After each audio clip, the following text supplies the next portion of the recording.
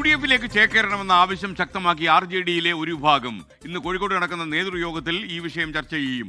UDF-ൽ പോയാൽ RJD-ക്ക് ഒരു സീറ്റ് കൂടി ലഭിക്കുമെന്നാണ് ഒരു വിഭാഗം പറയുന്നത്. നിഖിൽ പ്രമേശ് വാർത്തയുടെ അപ്ഡേഷനുമായി ചേർന്ന് കോഴിക്കോട് നിന്ന്. പറയൂ Nikhil, good morning.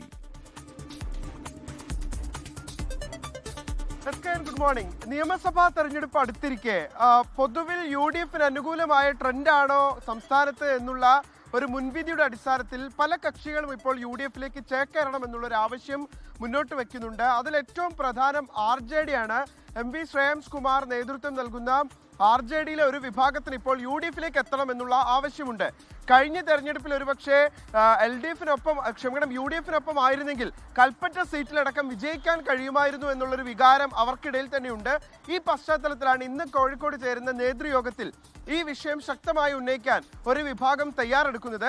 MV Shreyams കുമാറിന് ഇടതുപക്ഷത്തിനൊപ്പം തന്നെ തുടരണം എന്നുള്ളൊരു താല്പര്യമാണ് ഉള്ളത്. പെട്ടെന്നൊരു രാഷ്ട്രീയ മാറ്റം നടത്തുകയാണെങ്കിൽ ഒരു അവസരവാദ രാഷ്ട്രീയത്തിന്റെ വക്താവായി തന്നെ വിലയിരുത്തപ്പെട്ടേക്കാം എന്നുള്ള ആശങ്ക അദ്ദേഹത്തെ സംബന്ധിച്ചിടത്തോളം ഉണ്ട്. UDF-ലേക്ക് പോകാൻ മനസ്സുകൊണ്ട് അദ്ദേഹത്തിനും താല്പര്യമുണ്ടെങ്കിലും ഒരുപക്ഷെ ഇത്തരത്തിലുള്ള വിലയിരുത്തൽ തന്നെ കുറിച്ച് ഉണ്ടാകുമെന്നുള്ള ആശങ്ക അദ്ദേഹത്തിനുള്ളത് കൊണ്ട് തന്നെ തൽക്കാലം LDF-നൊപ്പം തന്നെ നിലനിൽക്കാമെന്നുള്ളതാണ് അദ്ദേഹത്തിന്റെ താല്പര്യം. എന്നിരിക്കെ ഒരു പ്രബല വിഭാഗത്തിന് UDF-നൊപ്പം പോവുകയാണെങ്കിൽ നിലവിലുള്ള 3 സീറ്റുകളിൽ 2 വിജയിക്കാൻ കഴിയുമെന്നും ഒരു സീറ്റ് അധികമായി ലഭിക്കുമെന്നും അവർ മനസ്സിലാക്കുന്നുണ്ട്.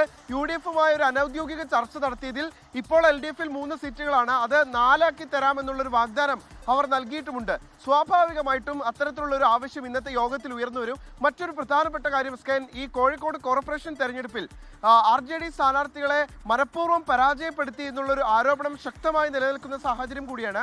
ഈ പശ്ചാത്തലത്തിൽ കൂടിയാണ് മുന്നണി വിടാനുള്ള ആലോചന ഈ RJD-യിലെ ഒരു വിഭാഗം ശക്തമായി നടത്തുന്നത്.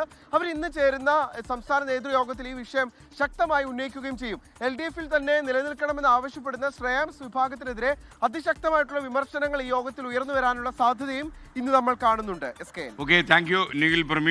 ലോകത്തെവിടെയായാലും ഏത് സമയത്തും 24 വാർത്തകളും ഓഗ്മെന്റഡ് റിയാലിറ്റി പാക്കേജുകളും എക്സ്പ്ലെയിനറുകളും വിശദമായി കാണാൻ ഞങ്ങളുടെ YouTube ചാനൽ നിങ്ങൾക്ക് സബ്സ്ക്രൈബ് ചെയ്യാം.